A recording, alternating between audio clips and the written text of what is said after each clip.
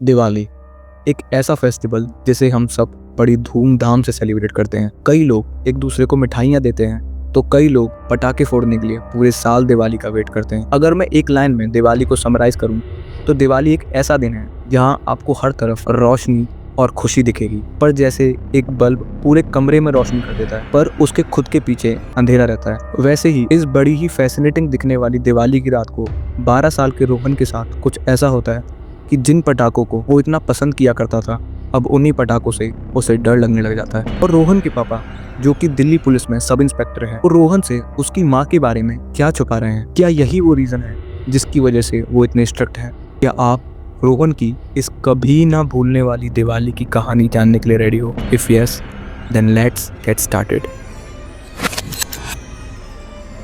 ये कहानी है 12 साल के रोहन और उसके दोस्त सिद्धार्थ की। रोहन दिल्ली का रहने वाला था और जैसा कि हम जानते हैं छोटे बच्चों को कितना शौक होता है पटाखों का, और वही same level of Joy Rohan और सिद्धार्थ को मिलता था जब भी वो दोनों मिलकर पटाखे फोड़ते थे। पर इस शौक के साथ एक प्रॉब्लम है कि आप जब मन चाहें तब ये नहीं कर सकते। हम सब मिलकर दिवाली के आने का वेट करते हैं, क्योंकि अगर हमारे पटाखों की वजह से बहुत तेज़ आवाज़ हो तो कोई हमारे पेरेंट्स आकर कंप्लेन ना कर दे। पर दिवाली के टाइम पर हर कोई पटाखे चला रहा होता है तो कोई ऑब्जेक्शन नहीं करता। तो रोहन और सिद्धार्थ भी दिवाली आने का पूरे दिल से वेट कर रहे थे, बिकॉज उस टाइम मज़ा डबल हो जाता था। एक तो स्कूल की भी छुट्टी हो जाती थी और कोई डांटता भी नहीं था। पर रोहन का लक इतना अच्छा नहीं था। उसे पटाखे चलाने का शौक तो बहुत था, पर रोहन के फादर बिल्कुल भी पटाखों को पसंद नहीं करते थे।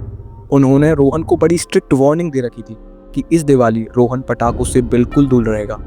रोहन के पापा दिल्ली पुलिस में सब इंस्पेक्टर थे और वही ड्यूटी का रौब उनका रोहन पर भी चलता था। रोहन क्या खाएगा, क्या खेलेगा, सब उसके पापा की ही मर्जी से होता था। पर इतना स्ट्रिक्ट होने की वजह से रोहन उनकी बातें मान तो लिया करता था, पर वो अपने आप को बहुत वीक और अकेला महसूस करता था, क्योंकि उसे एक इंसान की कमी हमेशा खलती थी और वो थी रोहन की मॉम। रोहन ने अपनी माँ को बस 2 साल की उम्र में खो दिया था। उनकी डेथ एक एक्सीडेंट की वजह से हुई थी, पर किस तरह ये रोहन को नहीं पता था। रोहन ने कई बार अपने पापा से अपनी मदर के बारे में बात करना चाहा, पर उनके शॉर्ट टेम्पर्ड नेचर होने की वजह से रोहन को उनसे इस बारे में बात करने में भी डर लगता था।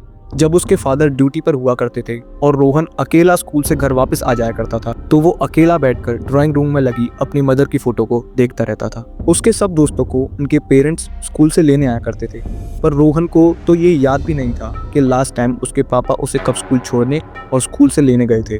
पर अब रोहन को इस अकेलेपन से कोई प्रॉब्लम नहीं थी, बिकॉज उसके पास था उसका बेस्ट फ्रेंड सिद्धार्थ। वो दोनों एक कॉलोनी में ही रहते थे, पर उनके स्कूल अलग अलग थे, जो कि रोहन को बिल्कुल भी पसंद नहीं था।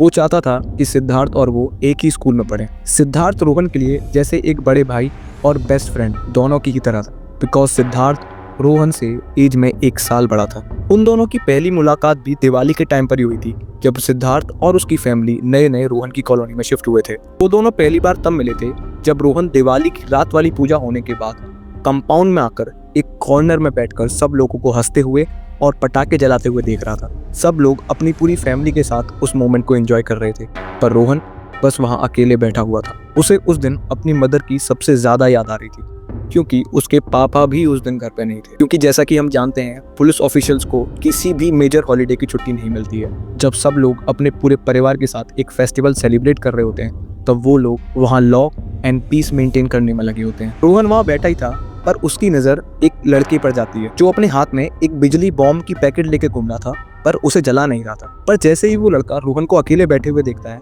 वो रोहन की तरफ आना स्टार्ट कर देता है। वो रोहन के पास आके बताता है कि उसका नाम सिद्धार्थ है और वो अपनी फैमिली के साथ कुछ दिन पहले ही यहाँ शिफ्ट हुआ है। रोहन भी उसे अपना नाम और अपने पापा के बारे में बताता है और ये भी बताता है कि उसे पटाखे चलाना बहुत पसंद, पर उसके पापा उसे कभी भी पटाखे चलाने नहीं देते। ये सुनकर सिद्धार्थ रोहन को अपने साथ पटाखे फोड़ने आने के लिए बोलता है, पर रोहन को ये डर था कि अगर पापा को ये पता लग गया तो पता नहीं वो मेरे साथ क्या करेंगे। पर उस बिजली बॉम्ब की पैकेट को देखकर रोहन सारा डर भूल जाता है और सिद्धार्थ के साथ पटाखे फोड़ने चले जाता है। रोहन को पता नहीं इतना जॉय और हैप्पीनेस लास्ट टाइम कब महसूस हुआ था। वो दोनों बहुत देर तक बातें करते हैं, खेलते हैं और दूसरों को पटाखे फोड़ते हुए देखते हैं, और उस दिवाली की रात से वो दोनों एक दूसरे के बेस्ट फ्रेंड बन जाते हैं। रोहन की इस बार की दिवाली भी बिल्कुल वैसी ही थी। रोहन के पापा ड्यूटी पर थे और रोहन और सिद्धार्थ मिलकर मजे कर रहे थे। उनके पास जितने पटाखे थे वो उन लोगों ने बहुत जल्दी खत्म कर दिए थे और अब वो बस बैठकर दूसरे लोगों को पटाखे फोड़ते हुए देख रहे थे। कॉलोनी का एक लड़का अपने साथ एक स्काई शॉट लाया था और वो अब उसे चलाने वाला था, पर कॉलोनी के अंदर कम जगह होने की वजह से वो सब लोग कॉलोनी के साइड में एक खाली ग्राउंड में चले जाते हैं और रोहन और सिद्धार्थ भी उन लोगों के पीछे पीछे उस ग्राउंड में पहुंच जाते हैं। वो लोग उस स्काई शॉट को रखकर चलाने के लिए जगह ढूंढने लगते हैं, पर रोहन जब से इस ग्राउंड के अंदर आया था उसे कुछ ठीक नहीं लग रहा था। उसे लगातार ऐसा फील हो रहा था कि कोई उसे बहुत दूर से देख रहा है, पर इस ग्राउंड में कोई लाइट नहीं थी तो ज्यादा दिखाई नहीं दे रहा था और सब लोग अपनी फोन की लाइट से स्काई शॉट के लिए जगह बना रहे थे। यहाँ तक कि सिद्धार्थ भी उसे नहीं देख रहा था, पर उसे ऐसा फील हो रहा था कि कोई उसे अपनी बिना पलक झपकाए बस देखे ही जा रहा है। थोड़ी देर बाद जैसे ही सब लोग स्काई शॉट को चलाने के लिए रेडी हो गए, सिद्धार्थ रोहन के साइड में आकर खड़ा हो जाता है। एक लड़का अपने टॉर्च लेकर स्काई शॉट के पास जाता है और उसमें आग लगा देता है। जैसे जैसे उस पटाखे की सुतली में से चिंगारियां निकल रही थी, रोहन और ज्यादा परेशान हो रहा था कि तभी उसे एक छोटे पटाखे फूटने की आवाज ग्राउंड के एक दूर कॉर्नर से आती है। अंधेरे की वजह से रोहन को कुछ दिख तो नहीं रहा था, पर उसको इतना जरूर श्योर था कि कोई वहां बैठा है और वहां बैठकर पटाखे फोड़ रहा है। तभी एक जोर की आवाज होती है, जैसे एक रॉकेट करता है ऊपर आसमान में जाने पर, और वो स्काई शॉट आसमान में जाकर एक बूम के साथ फूट जाता है। उस स्काई शॉट से बहुत सारे स्टार्स के जैसी छोटी छोटी चीजें ग्राउंड के ऊपर छा जाती हैं और ग्राउंड एकदम से लाइट अप हो जाता है। सब लोग उन स्टार्स को ही देख रहे थे सिवाय रोहन के। जैसे ही ग्राउंड पर लाइट आती है, रोहन को जो भी वहां कॉर्नर में बैठा हुआ था वो एकदम साफ दिखने लगता है, पर जल्दी ही वो सारे स्टार्स आसमान से गायब हो गए और ग्राउंड फिर से अंधेरे में छिप गया। सब उसके बाद कॉलोनी के लिए वापस लौटने लगते हैं।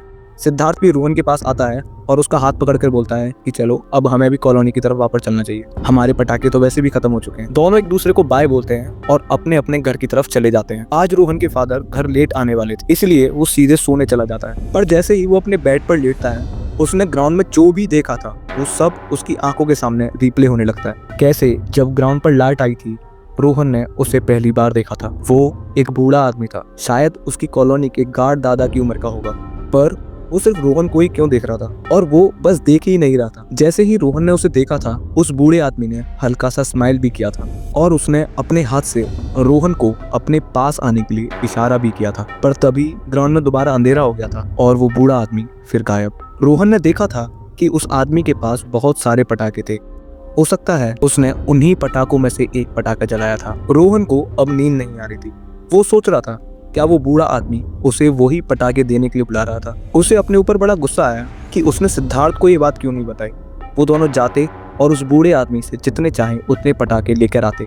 अगर सिद्धार्थ उसके साथ होगा तो वो बूढ़ा आदमी उससे कुछ कर भी नहीं पाएगा। यही सब सोचते सोचते रोहन अपने कमरे की विंडो के पास आकर खड़ा हो जाता है। उसकी विंडो से कॉलोनी का गेट बिल्कुल साफ दिखता था। वो देख सकता था कैसे गार्ड दादा अपनी कुर्सी पर बैठे बैठे सो गए और उनका डंडा उनके हाथ से फिसलकर जमीन पर गिर चुका है। पर तभी उसे कोई कॉलोनी के गेट से झांकता हुआ दिखता है। वो वही आदमी था। उसने अपने पटाखे वाला बैग एक हाथ में पकड़ा हुआ था और वो अपने दूसरे हाथ से रोहन को अपने पास आने के इशारे कर रहा था। रोहन अब उसके चेहरे को अच्छे तरीके से देख सकता था। उस आदमी के चेहरे पर बहुत सारी झुर्रियां थी और उसके कपड़े भी बहुत पुराने थे। और सबसे ज्यादा जो चीज रोहन का ध्यान खींच रही थी वो था उसके हाथ से लटका हुआ वो पटाखे वाला बैग। रोहन दूर से ही उसमें रखे सारे पटाखे देख सकता था। उसे उस बैग में रॉकेट्स और चक्रियां भी दिख रही थी। रोहन उस आदमी के पास जाना तो चाहता था, पर उसे इस बात का डर था कि अगर कहीं पापा आ गए और उन्होंने रोहन को इस आदमी के साथ पटाखे जलाते हुए देख लिया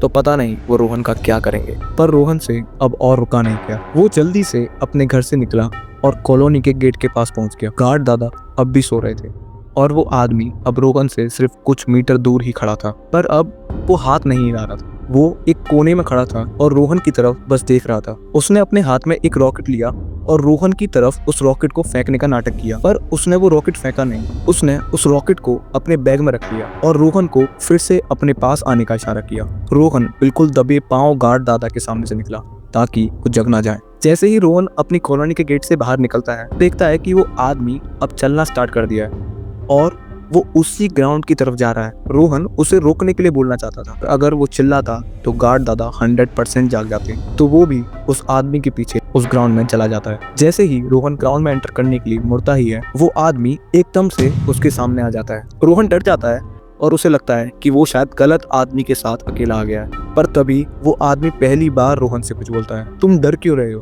क्या तुम्हें रॉकेट नहीं चाहिए? मेरे पास और भी कई सारे पटाखे हैं, देखना चाहोगे? ये सुनकर रोहन थोड़ा रिलैक्स हो जाता है और हाँ में इशारा करते हुए अपना सर हिलाता है। वो आदमी अपने बैग से एक रॉकेट निकालता है और रोहन को दे देता है और उसे उस रॉकेट को चलाने के लिए बोलता है।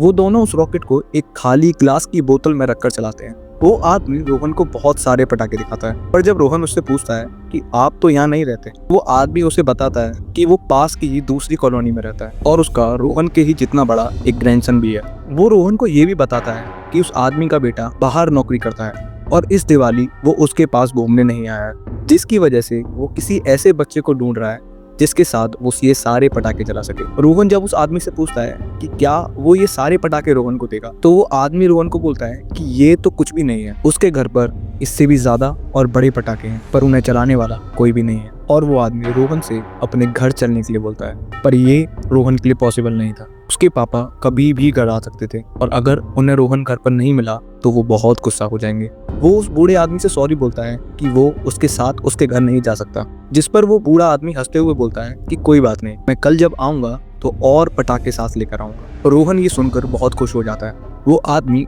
रोहन को एक रॉकेट और दे देता है और रोहन अब घर वापस जाने की सोचता है। वो आदमी भी रोहन को घर जाने के लिए हाँ कर देता है। रोहन अब उस ग्राउंड से निकलकर कॉलोनी के लिए जाने वाले रोड पर आ जाता है। रोहन के पापा ज्यादातर इसी ही रोड से घर वापस आया करते थे। रोहन अपने मन में सोचता है कि पापा अब किसी भी टाइम पर आते होंगे। उसके हाथ में वो रॉकेट अभी भी लग रहा था, तो उस आदमी ने उसे दिया था। वो सोचता है कि वो इस रॉकेट को घर पर जाकर अच्छे से छुपा देगा, कल सिद्धार्थ के साथ मिलकर इसे जलाएगा। और जब सिद्धार्थ पूछेगा कि उसे ये रॉकेट किसने दिया, तो वो सिद्धार्थ को इस बूढ़े आदमी से मिलवाने लाएगा। रोहन अपने ख्यालों में मग्न होकर रोड पर चलता ही जा रहा था कि तभी रोहन को ऐसा लगता है कि उसे किसी ने पीछे से पकड़ लिया है। उसके मुंह पर एक कपड़ा आता है। रोहन की आंखें धीरे धीरे बंद होना शुरू हो जाती हैं। उसे एक पुलिस सायरन की आवाज आने लगती है। वो आवाज दूर से आ रही थी या पास से, रोहन ये बता नहीं पा रहा था। उसके पैरों ने अब उसका साथ छोड़ दिया था। वो बस गिरने वाला था। कोई उसके चेहरे को पकड़ता है और रोहन अपनी बंद होती हुई आंखों से देखता है कि वो वही आदमी है, पर अब वो स्माइल नहीं कर रहा था। अब उसके चेहरे पर गुस्सा था, जैसे वो रोहन को चोट पहुंचाना चाहता हो। वो रोहन को सड़क पर लिटा देता है, पर तभी एक गाड़ी की लाइट रोहन की आंखों पर आके लगती है। रोहन अब आधा जागा और आधा बेहोश था। वो देखता है कि अब उस आदमी ने उसे छोड़कर भागना शुरू कर दिया है। वो शायद उन 3 लोगों को देखकर भाग रहा था जो उस गाड़ी में से उतरे थे। उन 3 लोगों में से 2 तो उस बूढ़े आदमी के पीछे भागते हैं और एक जल्दी से दौड़कर रोहन के पास आ जाता है। पर अब रोहन की आंखें बंद होने वाली थी और बेहोश होने से पहले रोहन के मुंह से सिर्फ 2 शब्द निकलते हैं, पापा, मम्मी।